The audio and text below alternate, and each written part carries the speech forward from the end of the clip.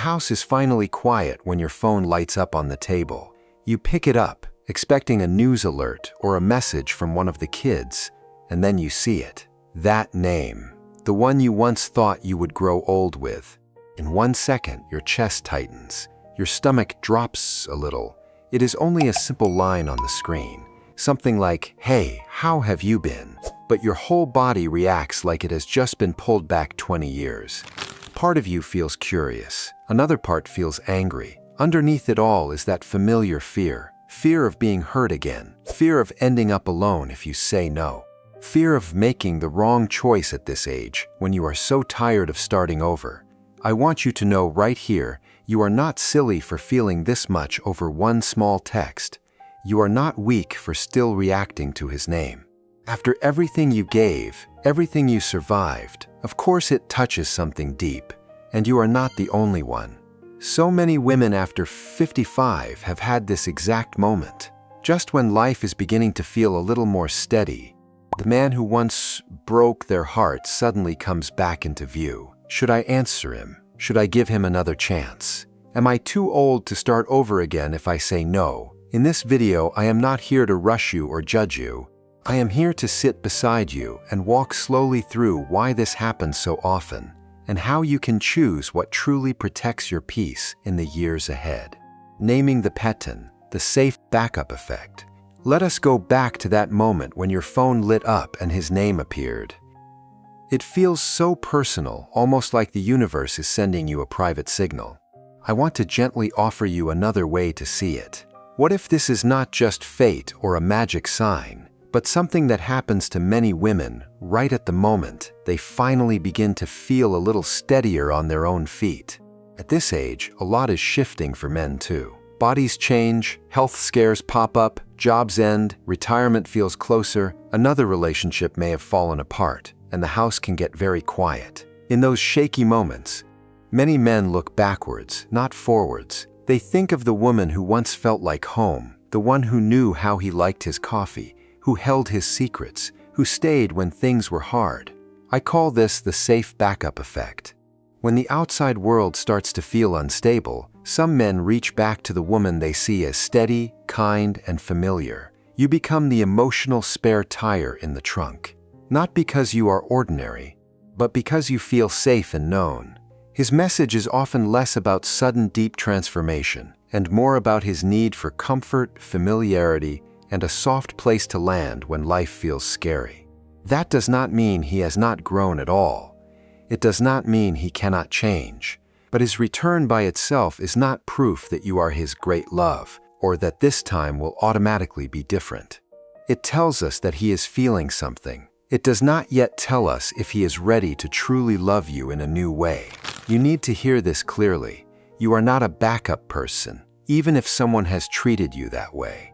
You are not plan B, the safe option he runs to when everything else falls apart. Understanding the safe backup effect is not about making you suspicious of every man. It is about helping you see that there is a larger pattern here so that you do not romanticize one late-night text as a 1 in a million second chance. Now that we have put a name to what may be happening, we can slow down and talk about what it really feels like to face this choice at 55, with a whole lifetime already behind you, honoring your 55-plus story. Why this choice feels so heavy before we talk about any next steps.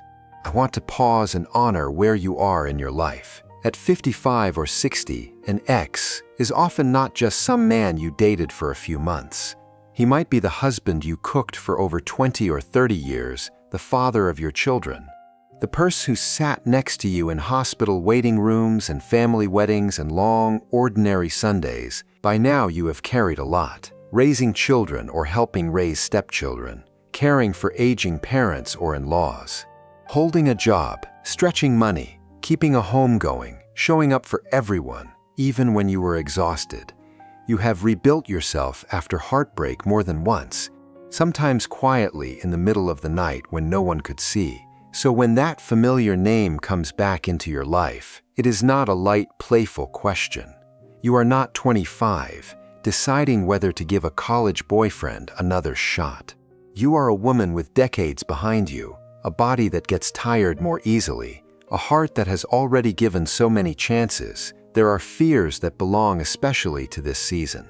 The fear of being alone as you age, of facing health issues or holidays without a partner. The fear of starting over when you are not sure you have the energy to do this all again. The fear of what your children, your friends, your community will think if you take him back or if you do not. And the deep, bone-level exhaustion of asking yourself, do I really have it in me to risk my heart one more time? If you feel all of this, nothing is wrong with you. Of course you feel pulled in different directions. After everything you have lived, it would be strange if you did not. I want you to know I have sat with many women in this same place. I have listened to women over 55 who went back and were hurt again. I have listened to others who went back and slowly built something kinder and more honest the second time. And I have listened to women who chose, sometimes with shaking hands, to keep their peace instead. I am not here to tell you which path you should take. My only job is to sit beside you and offer a map so you are not walking through this fog without a lantern. Before you can choose anything, the next gentle step is to look with clear eyes at the real history of this relationship, beyond the soft focus of memory. That is where we will go together next. Step 1. Writing the true history of this relationship. Before you can make any real decision, I want to invite you to do something very simple and very brave. For a long relationship, our minds almost never remember it straight. Especially when we are lonely or tempted to go back, we tend to replay the vacations, the birthdays, the sweet messages, and our memory quietly pushes the long winters of silence, criticism, betrayal, or emotional distance into the background. There is nothing wrong with you for doing this.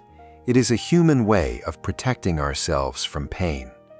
But when you are standing at a crossroads at 55 or 60, relying only on that softened version of the past is like trying to drive at night with fogged-up glasses. You deserve a clearer view, so I want you to picture this. A quiet afternoon or evening, maybe a cup of tea on the table, your phone turned face down. You take a simple notebook and decide that, just for yourself, you are going to write the real story of this relationship, not the movie version that plays when you are lonely at midnight. You can start with 3 honest lists. First, the warm, genuinely good moments you shared, not just labels like good husband, but little scenes. The time he sat with you all night in the hospital, the day you both laughed until you cried in the kitchen, the gentle ways he showed up. Second, write the sharp, specific hurts and betrayals. The night he did not come home and you did not get an answer. The words that cut and stayed in your chest for years. The times he promised to change and then slipped right back into the old pattern, as if your tears did not matter. Third, write the things you silently endured without speaking up. The jokes in front of friends that made you feel small. The holidays you spent more as a servant than a partner. The way you lowered your needs, your voice, your body, just to keep the peace. Let yourself write scenes, not just headlines. When you finish, sit with a few gentle questions. If this were your daughter's story, would you want her to stay in it exactly as it was? In the last 5 or 10 years together, did you feel more joy or more shrinking inside your own skin? This is not about turning him into a monster. It is about giving yourself back your full emotional memory so you can see the whole picture, not just the highlight reel. Once that past is on paper in front of you, you will have a much stronger, kinder place to stand. From there, the next step is to slowly imagine what you truly want the rest of your life to feel like, with or without this man in it. Step 2. Redrawing the road ahead. After writing the real history of this relationship, it is very normal to feel heavy, tired, a little sad, maybe even more confused than before. That is not a sign you did something wrong. It is simply what happens when the truth, both the sweet and the painful, is finally sitting on the table instead of swirling in your head. This is exactly the moment to turn your eyes, very gently, toward the road that is still in front of you. Not toward him yet, but toward you. Toward the woman who still has years left to live, to laugh, to wake up in her own bed. I want to invite you to ask a quiet question that does not include his name at all.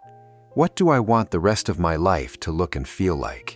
If you can, imagine yourself at 65 or 70 on an ordinary morning. How does a peaceful day start for you? Do you wake up to the sound of birds or the hum of a city? Is there someone in the house with you? Or do you enjoy the quiet and then meet people later?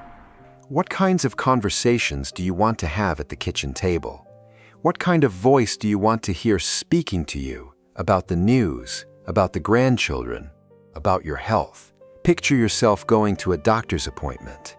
Do you go alone, or is there someone who waits in the lobby and listens carefully when you come out? When your children or grandchildren visit, how do you want the atmosphere in your home to feel? Light and respectful, calm and safe. Your vision might include a partner, or it might be you in your own space, with strong friendships, community, and family around you. Both are completely valid. If it helps, you can take that same notebook and write a short, gentle description of your ideal later years. You might mention your health, the kind of support you want, the way you hope to be spoken to, the balance between companionship and your own quiet time. You can write how you would like holidays to feel, what kind of home you see yourself in, and the kind of respect you want to be surrounded by. It does not have to be perfect or poetic. It just has to feel honest. Only after you have that picture, I want you to quietly bring him back into your mind. Not the fantasy version, but the real man whose history you wrote down in step 1. Ask yourself a simple but serious question. If this man stepped into the life I just described, based on who he has actually been, would he brighten this picture or dim it? You do not have to answer it out loud yet. For now, it is enough that you have your past on paper and a first sketch of your future in your hands, so that in the next step, your body and intuition can walk through each possible path and tell you how it truly feels. Step 3, the 55+ crossroads. Exercise. You have already done 2 brave things. You put the real history of this relationship on paper, and you sketched a first picture of how you would like the coming years of your life to feel. Now there is one more gentle layer before you even think about any decision. It is time to let your body and intuition quietly try on each path, the path where you let him in again, and the path where you do not. If you can, I invite you to get as comfortable as possible. You might pause this video for a moment, adjust your chair, loosen your shoulders a little. When you are ready and if it feels safe, you can close your eyes or simply soften your gaze. Take a slow breath in and out, nothing fancy, just a steady breath. Remember, you are in control the whole time. You can stop this at any moment. Now imagine yourself standing in a quiet place in nature. Maybe it is a small path in a park, a country road, a seaside walk, whatever feels familiar to you. In front of you, there is a crossroads, 2 paths opening in different directions. On one path is the choice to let this man back into your life. On the other is the choice not to return, to keep walking forward on your own or with someone new one day. Let us walk down path A first, the path where you let him in again. Picture the early days, the messages, the calls, the feeling of being seen again. Maybe there are apologies. Maybe he talks about what he has learned. Maybe there is a warm rush of old memories. Notice how your chest feels in those first days. Notice your breath. Now allow time to move forward along this path. Imagine 1 or 2 years have passed and you are in your late 50s or 60s. See a normal week, not the holiday version. How do you handle disagreements now? When there is conflict, does he listen differently? Or does his voice feel familiar in the old ways? When health worries come up, yours or his, how does he show up? At a doctor visit, does he support you? Or do you feel alone even when he is there? Think about family gatherings. Children, grandchildren, or close friends. How does he act around them? Do you feel respected in front of other people? Or do the old small jokes and dismissive comments return? Notice money too. Are there clear, calm conversations? Or do you feel stress and confusion around decisions? As you walk through these scenes, gently check in with your body. Does your chest feel more open or more tight? Does your stomach feel calm or knotted? Is your breath deep or shallow? Now, in your mind, bring yourself back to the crossroads. Take another slow breath in and out. You have walked the path of letting him back in. You do not have to decide anything. Just know that you have seen a possible future. Let us walk down path B now, the path where you do not go back. At the beginning, be honest. There may be emptier evenings, a quiet bed, moments where you miss the familiar voice. Even if it once hurt you, you might feel a wave of loneliness or doubt, wondering if you made a mistake. Notice your chest in those first weeks. Notice your breath. It is okay if it feels uncomfortable. Now move a year or two forward on this path. See your daily life as a woman who chose not to return. Maybe you are single and have created a warm routine with friends, hobbies, a favorite cafe, time with children or grandchildren. Maybe someone new has entered your life, slowly and gently, or maybe you are simply enjoying your own space more than you expected. Picture yourself at home. How does the atmosphere feel when you wake up? How does it feel when you come back from a doctor appointment, when you open your front door after seeing family, when you sit with a cup of tea at the end of the day? Do you feel a little lighter in your body or more weighed down? Notice your chest, your shoulders, your stomach. Do they feel more relaxed or more tense? Does your breath move more freely or does it feel stuck? Once again, bring yourself back to the crossroads in your mind. Take a slow, gentle breath. You have just walked both roads, at least a little way, without having to commit to either one. When you are ready, you can open your eyes or come back fully to the room you are in. Now, without judging yourself, simply be honest about which path felt more expansive inside you and which felt more constricting. There is no right answer I can give you. This exercise is only one more way to listen to the wisdom you have built over decades of living, not a rule you must follow. In the next section, if you do feel that opening the door to him again might be your more life-giving path, we will talk about how to protect yourself with clear new agreements and boundaries so that you are not stepping back into the same old story. Step 4. If you say yes. New rules and new boundaries. If, after everything you have done, your body and your heart still tell you that the more life-giving path is to give him another chance, I want you to hear this clearly. That does not automatically mean you are making a mistake. It can mean you are choosing hope with your eyes open instead of choosing from fear of being alone. That choice deserves respect, and it also deserves protection. To protect yourself, we have to go back to what you wrote in your notebook. The real reasons this relationship ended, the patterns that hurt you, drained you, or made you feel small. Those are not side notes.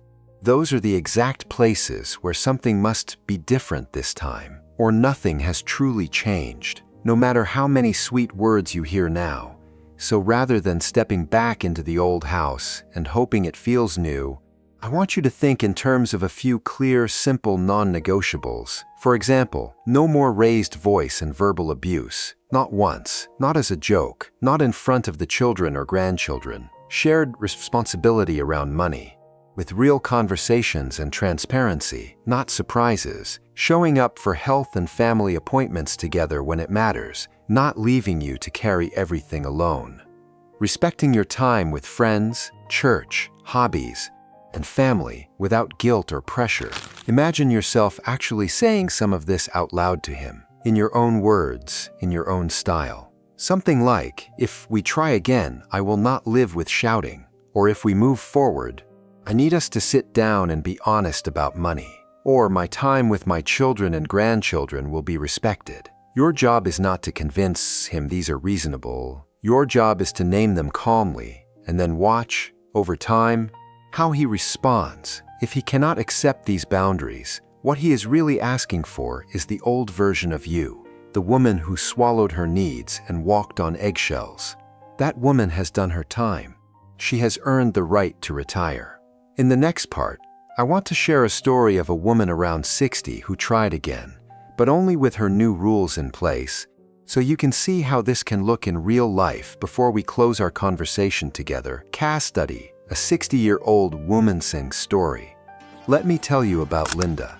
At 60, She had been divorced for 8 years after a 27-year marriage. She had learned how to sleep alone, pay her own bills, fix small things around the house, and fill her weekends with friends and grandkids instead of arguments. One evening, her phone lit up with a name she knew by heart.